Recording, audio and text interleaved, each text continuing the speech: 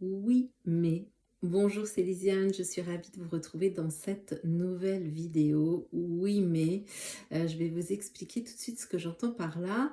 Avant ça, je voulais vous inviter comme toujours à cliquer juste ici pour vous abonner, pourquoi pas à la chaîne si vous le souhaitez.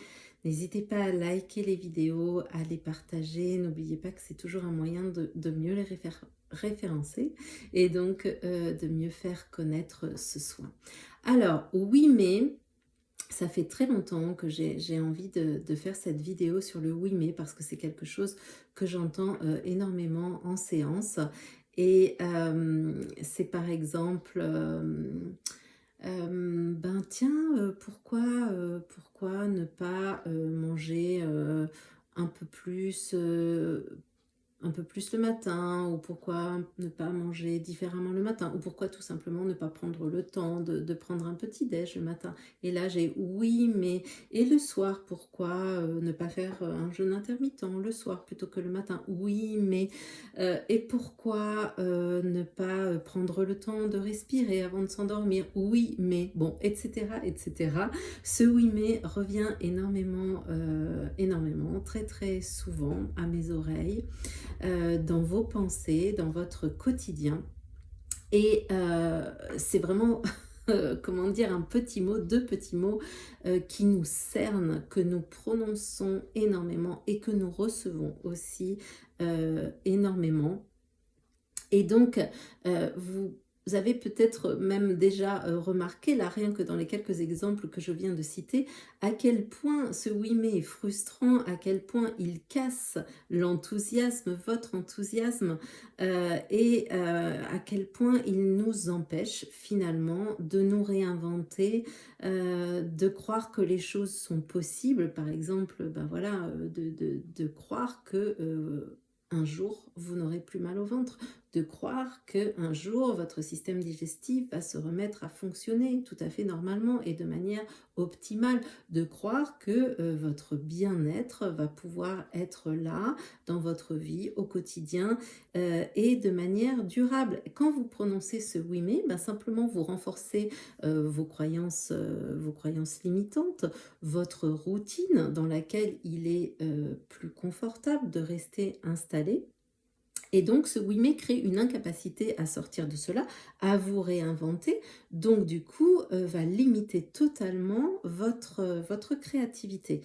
Et ça, c'est bien dommage parce que, forcément, vous allez installer, en restant comme ça, un cercle vicieux dans lequel vous aurez encore plus de difficultés à sortir.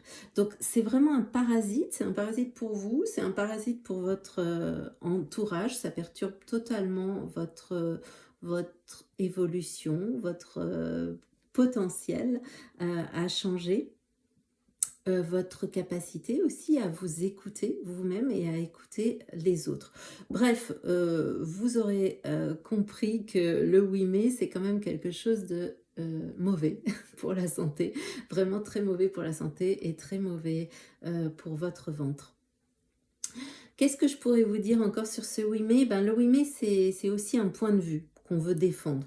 Voilà, qu'on veut défendre à tout prix, et c'est souvent le signe qu'on veut absolument avoir raison. Alors, votre cerveau en plus, lui, je vous parlais de la zone de confort tout à l'heure, je voudrais y revenir un petit peu parce que votre cerveau, il adore la zone de confort, et il va aimer rester là. C'est plus facile évidemment pour lui de rester dans cet état, cette situation qu'il connaît, que d'aller vers le changement. Oui, mais c'est aussi quelque chose d'assez insupportable parce que finalement, derrière, hein, ça nous oblige à nous justifier, on va se justifier. Donc c'est pas super parce que ça altère la justification, bah, ça altère aussi la confiance en soi et l'estime de soi. Donc vous voyez, c'est vraiment pas terrible quoi, comme petit mot. Alors, je voudrais juste vous raconter une petite anecdote pour renforcer un petit peu tout ça. J'ai reçu une dame, une charmante dame, et effectivement on discutait voilà, de comment améliorer les choses Donc l'alimentation, la respiration, toutes les choses qui peuvent nous faire du bien et nous faire plaisir. Et à tout bout de champ, j'avais oui mais, oui mais, oui mais. Et je l'avais tellement qu'à un moment donné, ben voilà, j'ai juste dit, ce oui mais, en fait, ça veut dire non. Non, non, je ne donne pas cette possibilité, cette ouverture à l'écoute de ce que vous êtes en train de me proposer. Et en plus, non, je reste campée sur mes positions et je ne le mettrai pas en place. C'est une pure, pure et puissante négation et négation pour votre cerveau.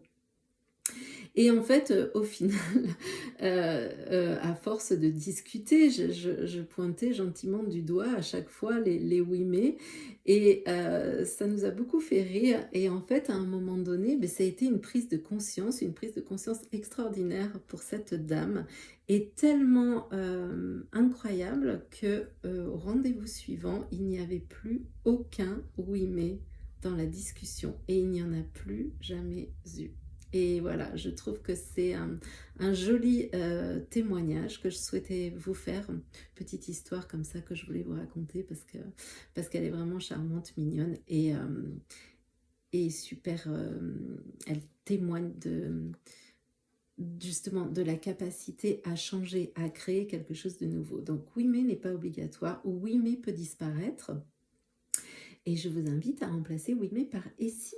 Et si c'était possible? Et si c'était possible de bien manger? Et si c'était possible d'avoir un système digestif performant? Et si c'était possible d'avoir un transit tout à fait normal et régulier? Et si c'était possible de ne plus avoir mal au ventre? Et si c'était possible d'être débarrassé de cette obsession que j'ai envers mon ventre, envers toutes ces choses qui existent, qui me gênent, qui m'empêchent de vivre sereinement et en paix avec moi-même? Et si c'était possible? Je pense que oui. Donc, j'espère que vous allez pouvoir mettre ça en application. Amusez-vous un petit peu à vous observer, à vous écouter et remplacer par oui mais, par et si, n'hésitez pas. Et puis en attendant que les choses se transforment, j'aurai grand plaisir à vous recevoir en séance au cabinet pour une irrigation du côlon. À bientôt, bye bye et portez-vous bien.